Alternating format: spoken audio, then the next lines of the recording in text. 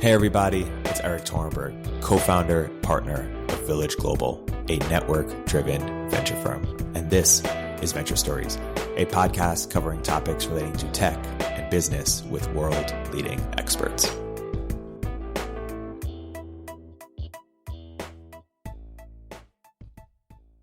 Hey everybody, welcome to another episode of Venture Stories by Village Global. We're here today for a Requests for Startups AI edition. I'm here with Sean Byrnes and Shastri Mahadeo. Me and Sean have been talking about doing this podcast for almost a year now. Guys, welcome to prestigious, illustrious Village Global podcast. Thanks for having me. Thank you. Appreciate having me. Awesome. Why don't we begin with some introductions? Maybe you guys could talk about a little bit what you do and how you came up with the idea, given all the things that you could be doing with AI, how you came up with that specific idea. Sean, you want to start us off? Absolutely. So I'm Sean Byrnes. I'm the CEO of a company called Outlier. We use artificial intelligence to automate business analysis. So our platform does what a human analyst would do in terms of looking through all of your company's data, reporting to the executives about things that are changing, opportunities that are taken advantage of, or problems that are happening. I started the company about 3 years ago, back in 2015. Before that, I was a founder of a company called Flurry, which was the largest analytics and advertising platform for mobile apps, iOS and Android. We sold that to Yahoo in 2014. So I've been doing this for a while. I went to grad school about almost 20 years ago for artificial intelligence, which really is machine learning, just statistical modeling and adaptive systems. And the crazy thing about that is 20 years ago, we joke about the stuff we were studying would never be relevant in our lifetimes. And now, lo and behold, 20 years later, I look like a genius for having done that. So the impetus of Outlier came from my experience at Flurry. We were such a large analytics provider. We had about 500,000 customers around the world. And I met a lot of them asking them, great, how can we help serve you better with all this data we're providing? And almost universally, every country I went to, every company I met with, the answer was, listen, I don't actually know what to look for. I have all this data. What am I supposed to look for in all this data? It's coming out of my analytics systems, my enterprise CRM, my payment systems. And Outlier was my attempt to solve that because I believe that the next generation of business intelligence was going to be about asking better questions. And the only way to do that was to automate it, right? To use artificial intelligence and apply it in new ways. And so it became my opportunity to kind of go full circle and bring my graduate work into the present day and kind of change the world in a new way. And it turns out, 3 years ago, people thought that was crazy. And now in 2018, it seems like a genius. And that's basically how startups go, right? Totally. I want to get to, if you weren't doing Outlier, what other applications you would think about, using AI for. But first, Shastri, would you like to introduce yourself and what you're up to? Yeah, hey, so I'm Shastri, the CEO, co-founder of UniCrate. So what UniCrate does is we essentially use AI for demand planning, specifically for consumer packaged goods brands. I ran a consumer packaged goods brand for about 5 years, which is how I ended up falling into this company now. Brands typically struggle a lot with demand planning and forecasting because they're sitting on mountains and mountains of data that a person has to sit there, analyze, and try to figure out what the consumer demand or what the velocity of their product selling in the store means for their entire supply chain. So our tool essentially automates an entire process. So someone sitting in a demand planning role at the Kraft Heinz, for example, can just click a button within our platform and understand how much they should produce, how much raw goods they need to buy, or where they should store the inventory across the United States. And they click another button to make a lot of money. There's like 2 buttons. It's a great product. Exactly. Yeah, and we get a percentage off of that. Every click that they do, we get a percentage off of that. Totally. Sean, if you had your skill sets, your interests today in 2018, and you can no longer work on Outlier, or Outlier was no longer a thing, how would you think about, from just like zooming out, where would you apply AI? How would you think about what idea you might pursue? That's a good question. Let's take a step back. So what do I look for? Like if I'm going to invest my time in a startup company, which in my opinion is like 9 to 10 years of your life, right? It's a long time. What does that have to have? What kind of characteristics does it need? Forget about AI for a second. So for me, there was 2 or 3 big ones. One is it had to be a problem that got bigger over time, that in 5 years is going to be more important and more significant than it is today. Because you really want the winds of history at your back, because so much is coming at you from the front. When you're starting a company, you need that boost of history. And you're saying if it's too big now, it might be too crowded? No, it's just, it has to be something, it can be big today. Like even business intelligence is big today. But my belief in Outlier is the shift is happening away from reporting systems and dashboards to a world where businesses speak to you, for example. And how do you know it's going to get bigger over time? Because it's already getting that bigger? becomes a bet, right? That's where the bet is. Like the early days of Flurry, we were in the mobile industry in 2005. That was the days of flip phones and Nokia feature phones. And even I didn't believe that the world was going to shift as far as it did with the iPhone and Android coming out. That was a happy accident. But really, you could see the winds of history picking up, and you make a bet that it will be bigger. So it at least has to have that potential.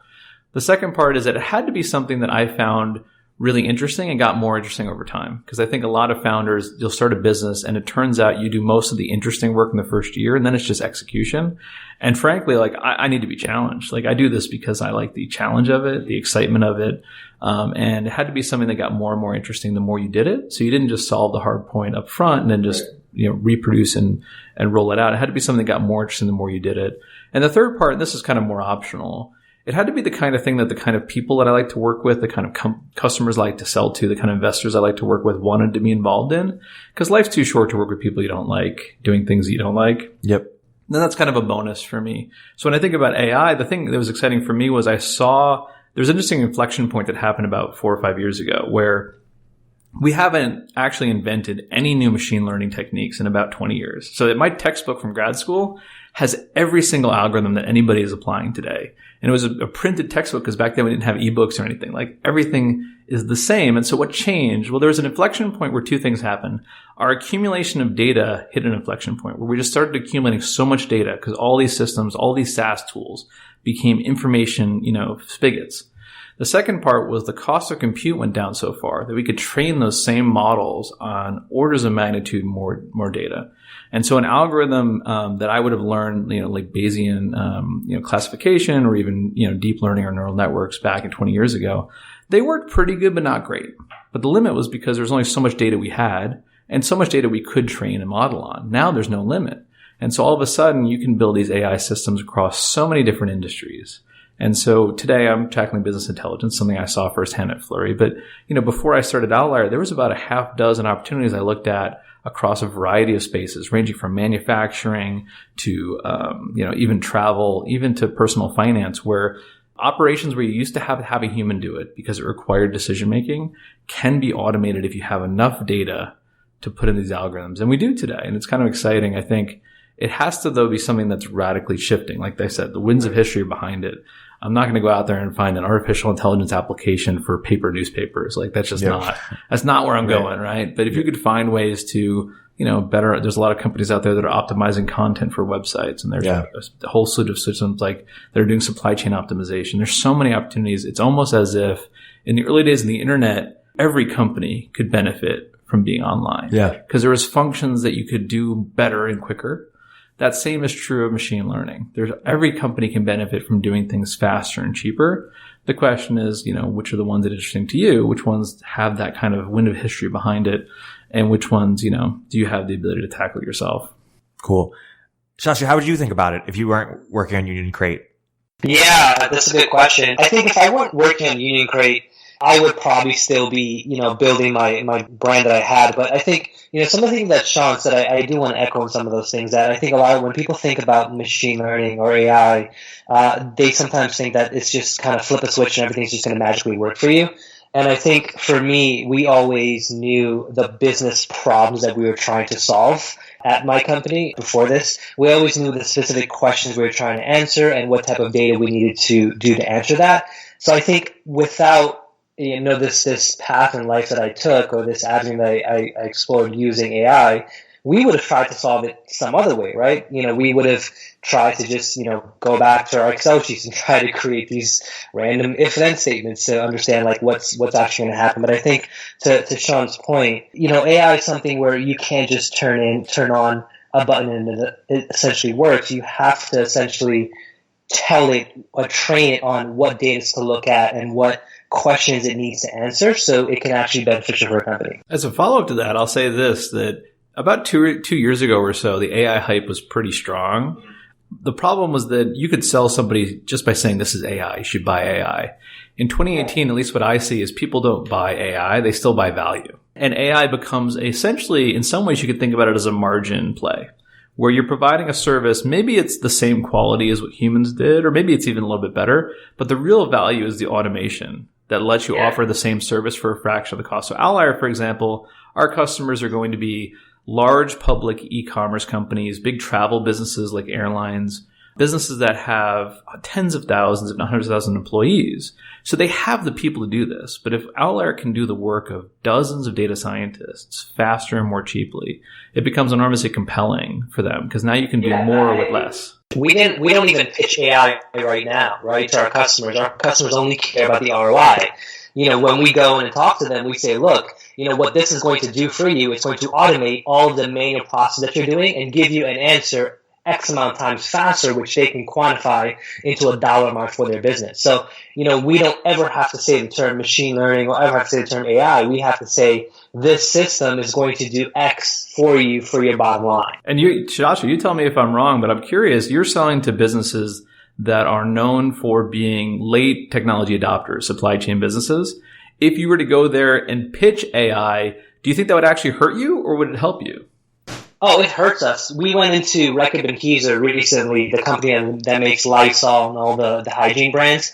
And, when we started going down this rabbit hole of talking about machine learning and AI, it actually hurt the conversation where they were saying that this might be too advanced for us. But when we flipped the conversation and started talking about what this is going to do for their bottom line, what this means for the time spent doing a task, then they actually got excited about it. They didn't care about the AI part. It scared them away. They thought that they didn't need to do something this advanced. A simpler solution would solve it for them. We try to focus our conversation not on the fact that it's AI, it's machine learning, but the fact that this platform, this tool is going to automate a task, or it's going to do it more accurately for you, which will then turn into more money for your business. So this is a good point because there's an interesting self-driving car problem in AI today where we all, obviously early adopters, founders, we love technology. A self-driving car sounds awesome to us. Yeah. Most people still today won't get in a self-driving car if there's not a person in the driver's seat.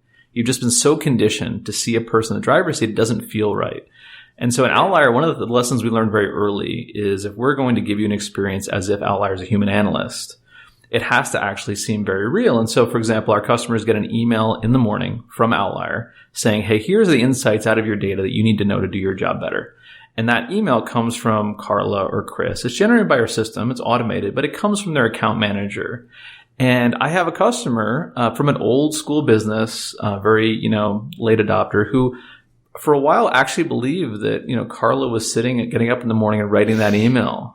And in some ways, it actually made it easier to adopt it, to believe there was a person doing the work. In the self-driving car, fake driver in the driver's seat situation, it actually eases the transition to AI to believe there's a person there and then realize that, no, it's actually an automated system. Because then you can jump over that weird trust chasm where you don't need people to trust it yet. You just need them to use it. And then by the way, it turns out behind the scenes, the Wizard of Oz was there all along. I agree with you. We do the same thing. We, in our platform, we have, just random comments like "Good morning, Steve," or talk about things or show them prompts and the way a person would do it. So there's that comfort level just kind of sitting there.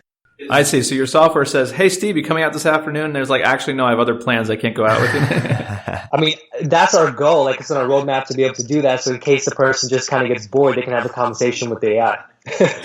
I want to get into a few categories, explore opportunities and challenges, but zooming out first, when does using AI make sense? When does it not make sense? What's sort of a litmus test for determining whether it does? Well, first, before we get any further, again, AI is a tool. It helps you solve problems. If you have a problem that has very little data associated with it, AI is not the solution. So if it's a new product in a new market where there is no data, then it's not going to help you. And so it has to be the kind of problem that this particular tool is well suited for. Those will typically be problems where there's a lot of historical data, so you can train it on a lot of things that have happened.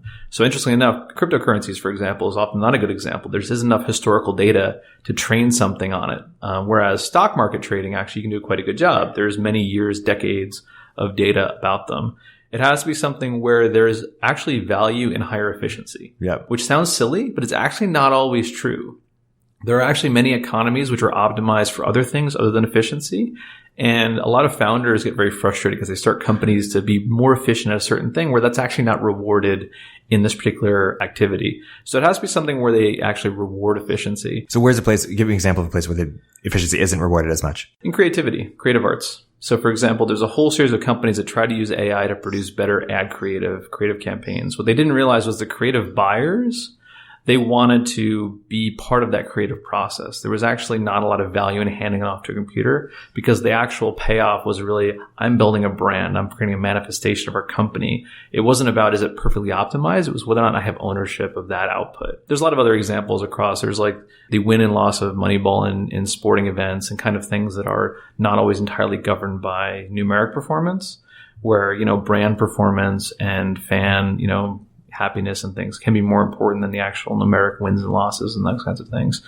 A great example of that was when Wayne Gretzky got traded from the Oilers to the LA Kings in hockey years ago. Numerically, it had the promise of everything happening. What it ended up doing was poisoning an entire generation of fans in Edmonton about the decision. So it has to be the kind of decision where you actually can be rewarded for efficiency. And that is actually true of most of the things we would do in technology, because you don't use software for most of those, let's be perfectly honest. Was that like 20 years ago, by the way? Yeah. Almost exactly 20 years ago. A few weeks ago. I think last week it was 20 years ago. And then, because I'm old, it turns out. Time to get over it. I mentioned I went to grad school 20 years ago. Remember that? Yeah. Let's pick up that part again. Make sure I feel old. That's good. I remember back when computers had punch cards in them. No, I don't. I was not that old. But the third part is, if you have those three things, it's a great application if you can get the data.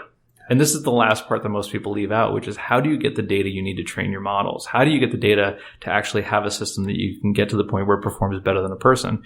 There are services that I know where you'll integrate the product with your company and it won't give you anything useful for 3 to 4 months. Imagine that as a sales pitch, right? You can integrate our software, you should buy it, and 3 to 4 months later, it'll totally work out for you.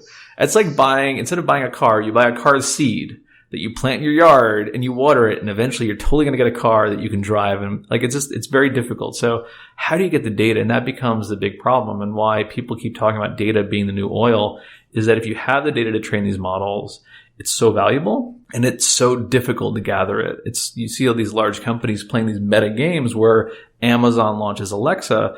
A lot of the reason apparently why was to gather voice data for training. Yeah, no, and I think, that's kind of one of the reasons I worry a little bit about some of the companies that just, do this kind of like machine learning as a service, because I feel like a lot of companies will just, start deploying these services and think that with limited data or with not knowing the right questions to ask, that is just going to pop out this like magic answer for them. And they would just have like this bad impression of what AI or machine learning can actually do for their business. So I have a theory about startups that I'm going to share with you, which I call Byrnes' Law, which is very simply, I've told Erik about this before. Basically, Byrnes' Law states that whatever your startup company does, it doesn't matter. It could be education tech, it could be metrics, it could be e-commerce.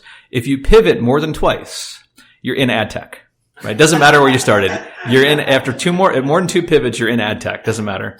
And the reason is that you start doing something, the more you pivot, the more you're looking for whatever value you have, and typically it turns into data, and ad tech is how you generate value. But I'm thinking about the corollary to Byrnes' Law, which is that if you're a team of smart people and your company's failing, your first pivot probably is into machine learning as a service, because it's the thing you find to be most interesting. Like, you love machine learning.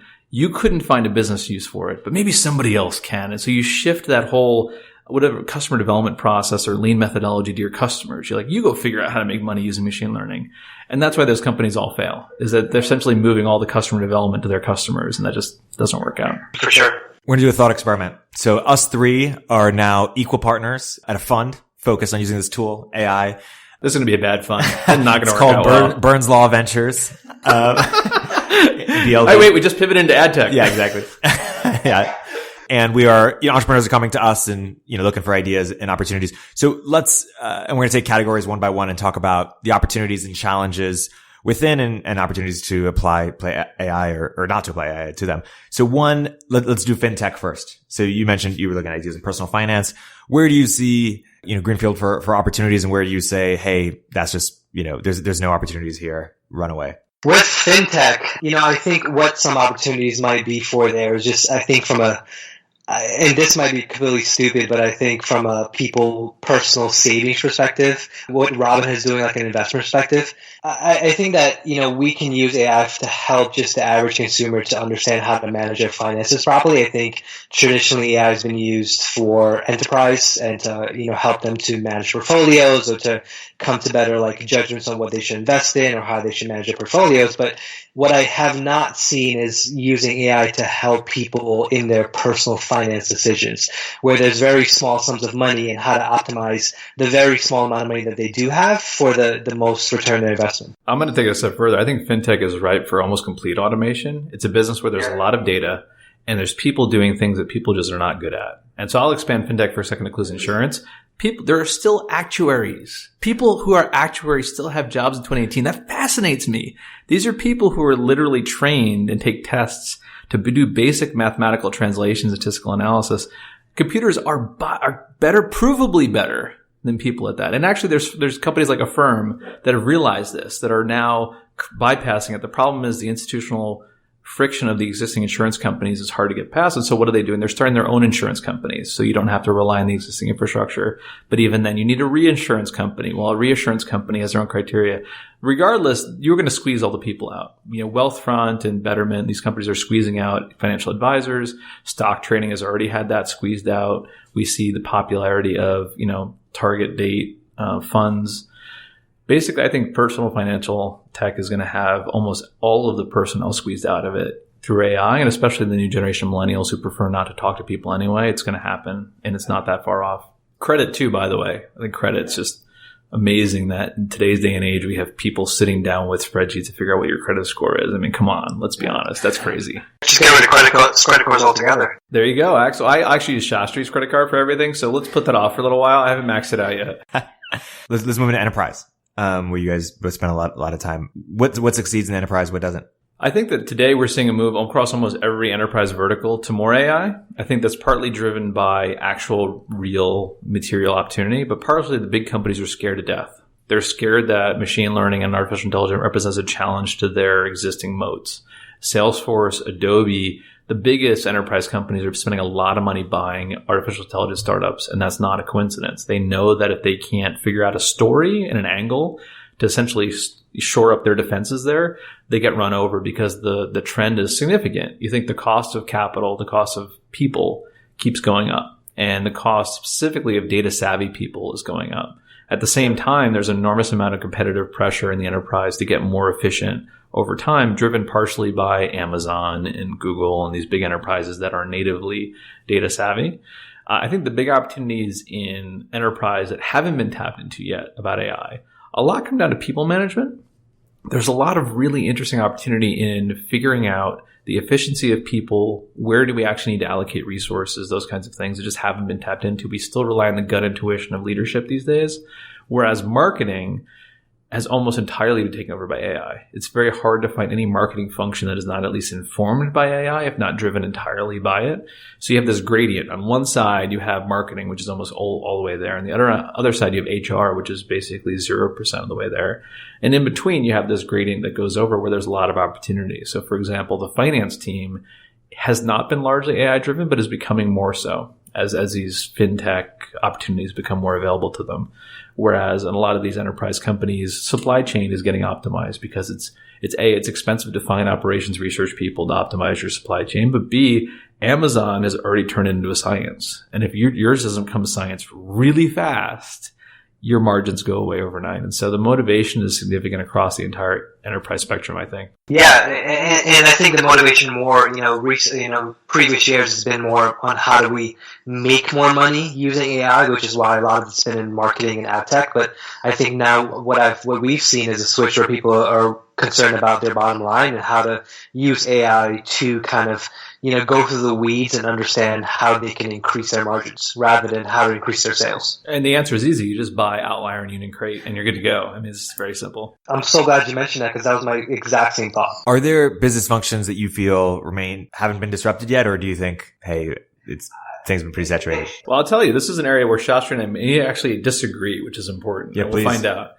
I still think that predicting the future is more art than science. Predicting the future is so hard in today's business world because there's so many variables. Like we work with some very large consumer businesses where there's over 24 different factors that might affect things. Everything from the weather to, school schedules in local districts, basically when do kids go back to school.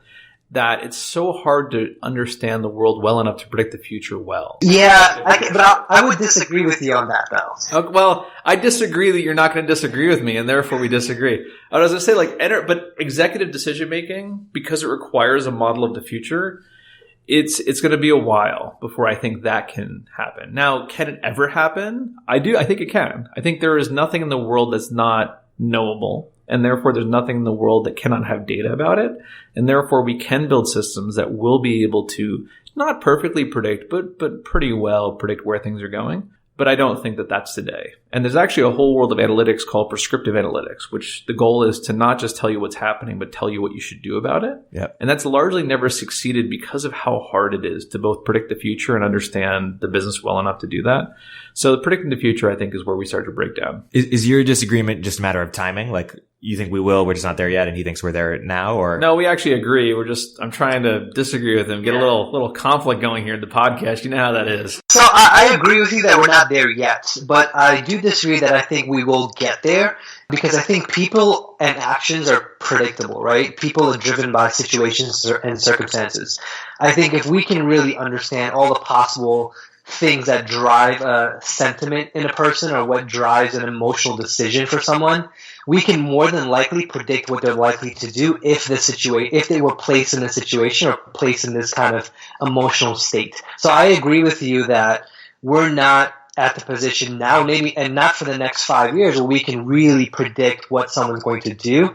But I think with the type of information like we at Unicreate now, and I'm sure you at Outlier are collecting now, that we can start to analyze what is causing a person to do something, what situation driver, what kind of sentiment is causing them to do a specific task. But I feel like there are so many variables that it is going to take a very long time for us to understand that, but I think it is possible. Well, here's a contrarian view. I actually think what will happen in the future is we will find it's easier to remove the humans than try to model the humans.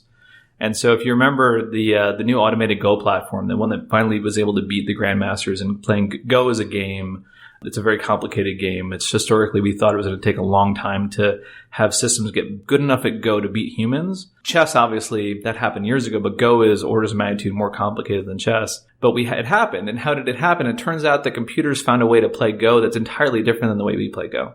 They didn't get better at Go by getting better at the way humans play Go. They invented an entirely new way of playing Go on their own, which ends up being superior to the way that we play Go.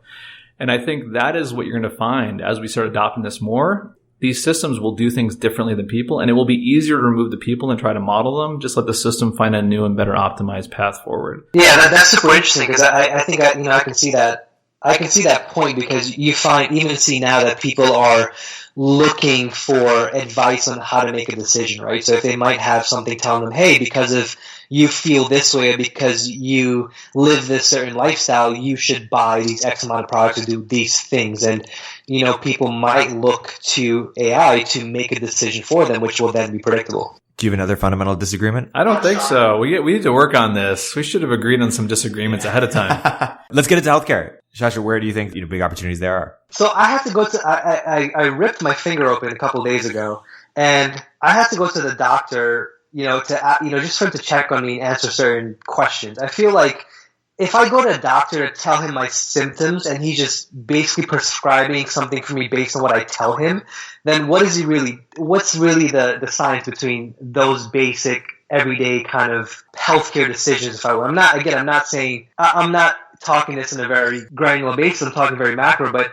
for predicting what kind of infection you have, or if you have a flu, or if you have the common cold, I think that's something an AI can tell you based on your feelings, I guess, if that makes sense. That's not even that out there, right? Even today, human radiologists are being replaced by computers, which are provably better. And so there's a lot of argument that what we see today is the last generation of human radiologists in medicine.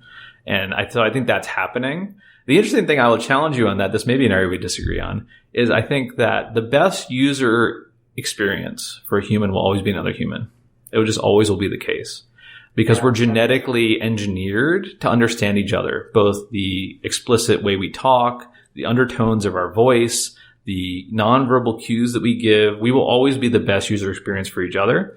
So as long as a human has to be in the system, there's an element of having another person which has an advantage. So in the case of medicine, it won't be about the decision. It'll be about the comfort the patient has in talking about what's wrong, right? Because it's one thing if you cut your finger. If you have like an STD, right? Like, who do you feel comfortable talking about that? Or you have a life-threatening cancer diagnosis. You could, in theory, have a system that automates through all the different permutations of treatment options and chooses the best one. But if you don't talk to somebody about it, will you really feel comfortable with it? So the question is, how many different applications do you need to have a human in the loop for? And those, like care, for example, will probably always be something where there is a need for a human for that user experience element. And areas where you don't need a person, I think you'll see them disappear. Well, unless the AI can simulate a person better than a person. And maybe they are right now. I mean, people can't see me. There's no actual proof I'm a person. All right, I agree with you, Sean. You get that one. But in terms of talking about a business where a lot of the problems go beyond technology, that has a lot of regulatory problems. Like, how do you even get the data in the first place? Like, doctors don't want to be replaced. Are you working with them? Like, do you see entry points in terms of where you would start in terms of a first use case or first product in healthcare? I think, to what, Sean enlightened me on, I think what might be interesting is just, an assistant, a digital assistant for doctors to collect this information.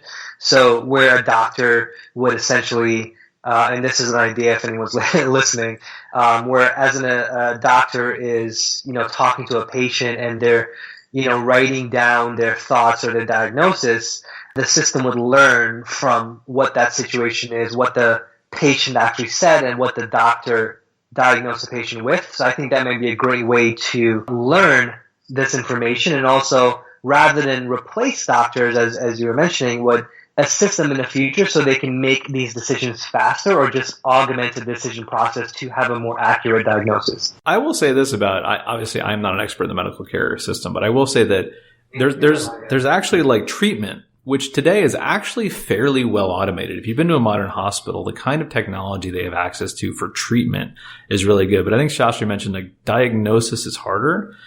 And there's there's two ways to think about diagnosis. You can try to go through the healthcare system. You can try to convince Kaiser Permanente to adopt your new diagnosis system. And good luck with that. Most startup companies I know go out of business during the trial process with hospitals because the trial process can take years, let alone the actual sales cycle. But there's an interesting other opportunity that I think is not as well exploited, which should be, which is we all put off so much digital exhaust every day, right? In the form of the data we generate just informally living our lives.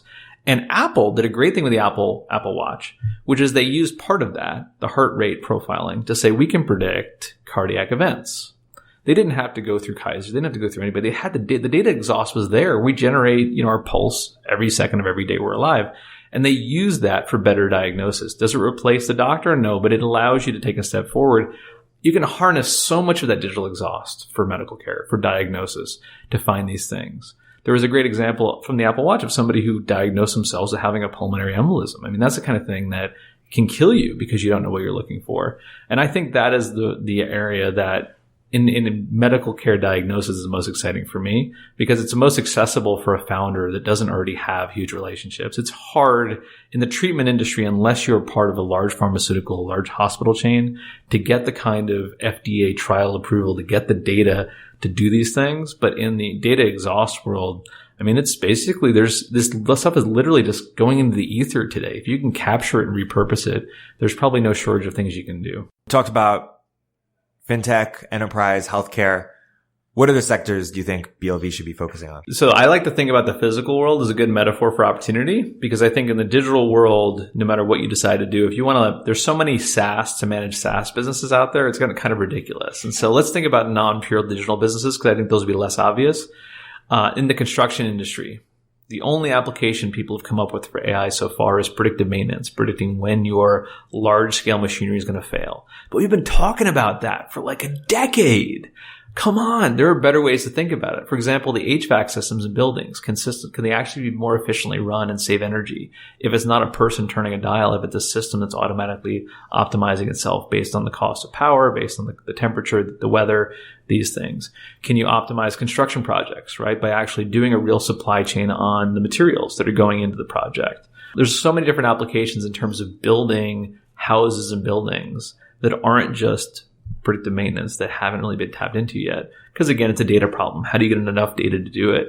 Likewise, on the manufacturing side, what amazes me today is almost every product we buy, including those Apple products that are so fancy, are assembled by a person at a desk with a soldering iron.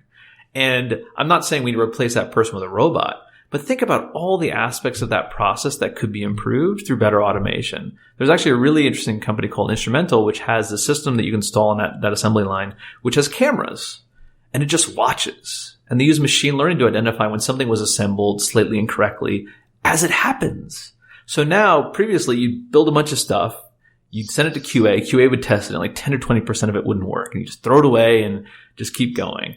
But now if you can know when it doesn't work as it's happening, that 10 to 20% can become 1 to 2%. And that's amazing progress. So I think the physical world, there's so much capability of improving what we do in better ways. And self-driving cars are like a stupid obvious. And self-driving trucks are probably a better obvious example where a self-driving truck can drive all night. In fact, it can drive only at night to reduce accidents. It can drive without worrying about stopping for fuel. It can drive without worrying about stopping for food. And in doing so, it can make delivery and logistics safer, faster, and more predictable in a way that, is it back in the physical world. Yeah, there's a company also called Pillar Tech, and what they do is that they build sensors that are deployed in construction sites. Construction sites, there's always, fires or hazardous things that happens that can be detected by one of their sensors. So I think what's interesting to your point about using AI for the physical world is, what they can do in the future and what they plan to do in the future with this is to really understand and predict what situations can cause a fire, cause an issue in a construction site, which can delay the projects by months and months and cause the builder huge amounts of money. And also insurance providers, right? They can help them to understand what type of situations are going to cause a fire or cause mold or something like that when they're building a lot of these big commercial buildings, even the residential buildings. So I think those are one of the companies that I found, Pillar Tech, that essentially is using AI for the physical world. So actually, that's a good question I have for you, Shastri, is how long is it before suppliers and people in these businesses start to demand your data in order to service you? So today, for example, if you're a supply chain provider or you're a wholesaler, you need evidence that the retailer is actually going to sell the product, right? You need evidence. You demand things like insurance or buybacks or things that you don't end up duck holding the bag. Same thing with construction. Your insurance company is asking for certain qualifications that this project is going to be successful. At what point do they start demanding the data from you? They don't trust you anymore.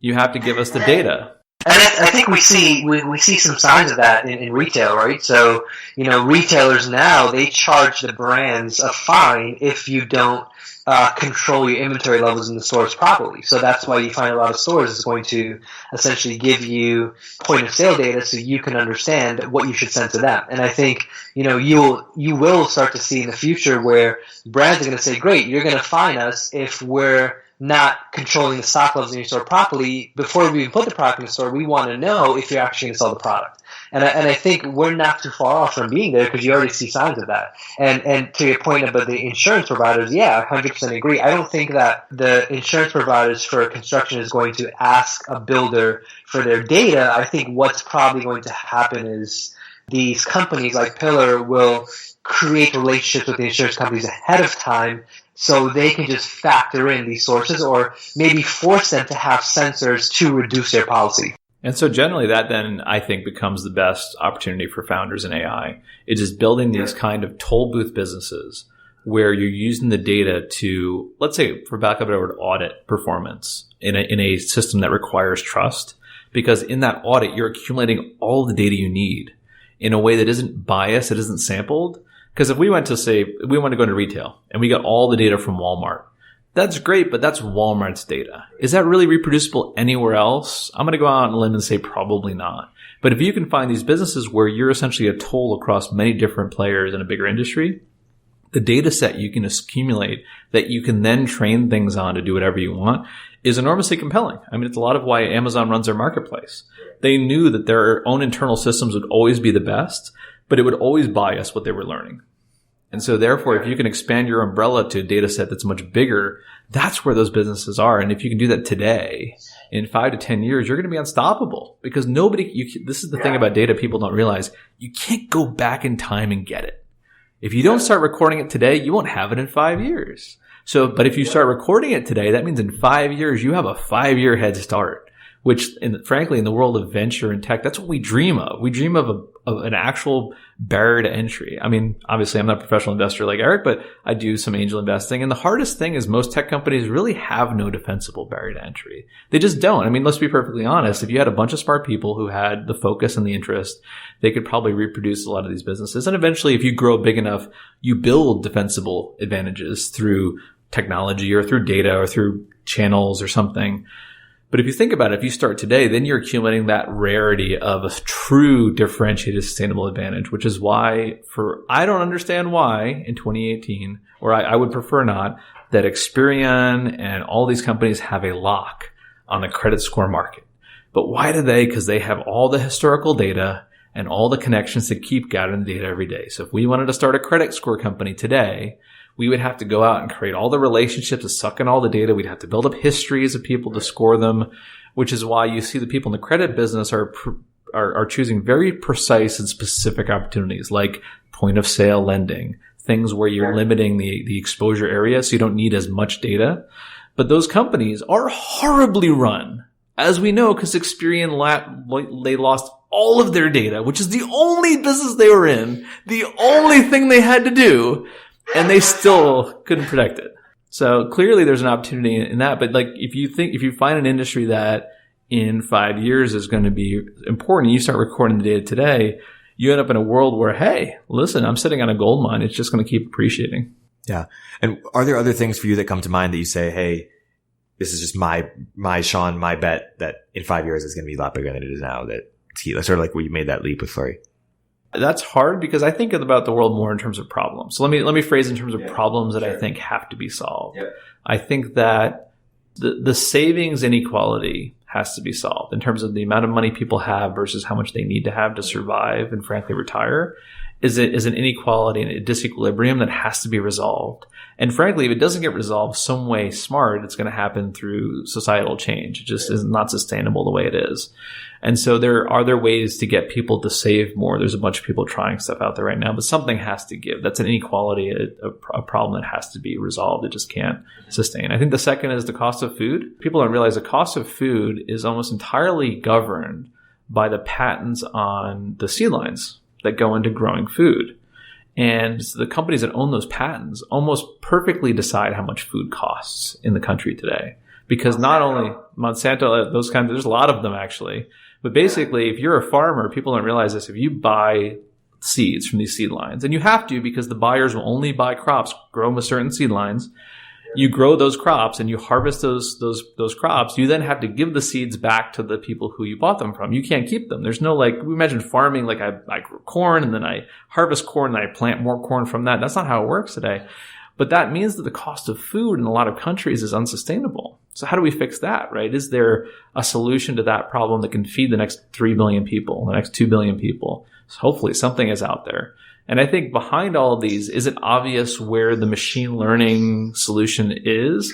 Probably not, honestly, because I think all great problems for founders start that way, where there's no obvious solution. Because perfectly, I mean, you're an investor, Erik. If there's an obvious solution to something, someone's doing it. And there's a reason why it didn't work, right? There has to be. And so, but the problems like these that are so big, there's no obvious solution. That's where the next billion-dollar business is. Yeah. Are there spaces that you think are underexplored that you want to see more, or even data sets out there that are unstructured, but you think, wow, there's probably some gems there that you want to go see people pursue that we haven't yet discussed? I think farming's one. You mentioned that already. Farming is one huge data source that hasn't fully been explored yet. So like Shastri said, simultaneously as we've seen this decrease in processing compute power costs for the fueled AI, the other thing that's happened is the cost of sensors has gone to nothing. Like the cost of sensors is essentially free. It's bananas. People don't realize how big a deal that is. 20 years ago, I was working in a robotics lab and we were talking about putting sensors to measure the wind and temperature. And the most you could deal with is maybe a dozen in a field. Because we had to go solder them together and they were expensive parts and everything.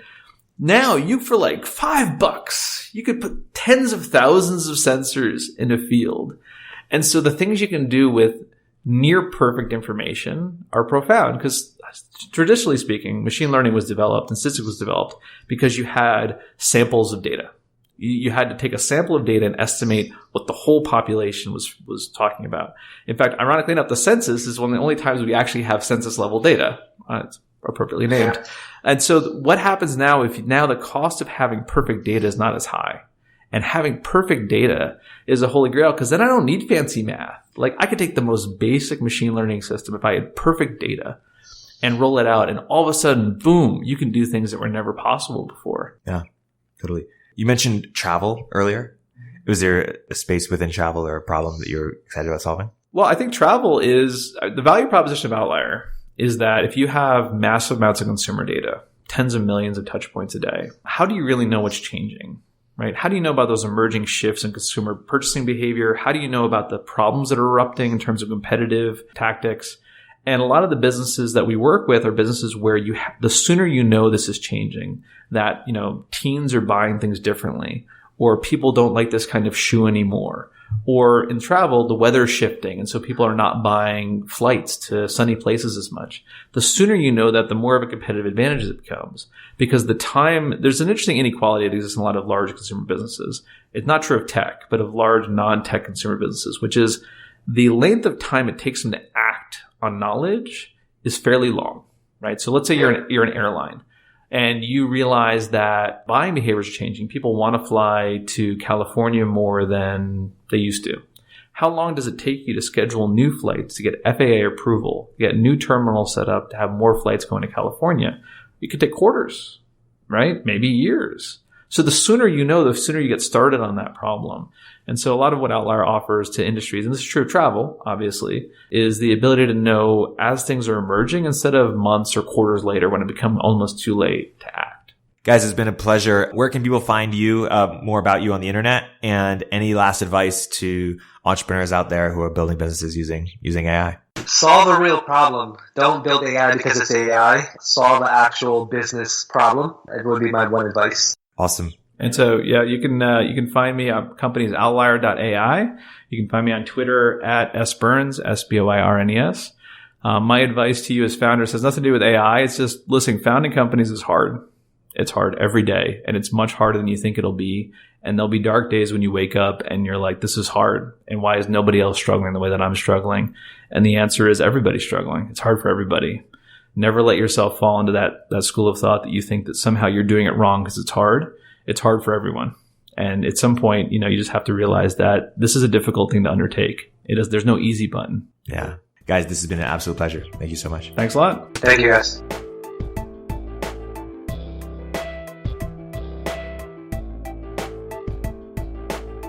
If you're an early stage entrepreneur, we'd love to hear from you. Please hit us up at villageglobal.vc/network catalyst.